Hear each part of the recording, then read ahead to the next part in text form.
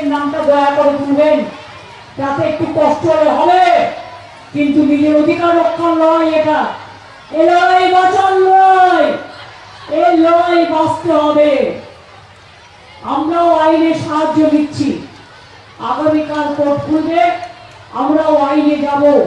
এত মানুষের মৃত্যু, এত মানুষকে যেভাবে হ্যারাস করেছে তার বিরুদ্ধে, এবং প্রয়োজন পড়লে আমি নিজেও পারমিশন চাইব, দরকার হলে আমিও সুপ্রিম কোর্টে গিয়ে মানুষের হয়ে আমি প্লিড করব, আমি মানুষের হয়ে কথা বলবো।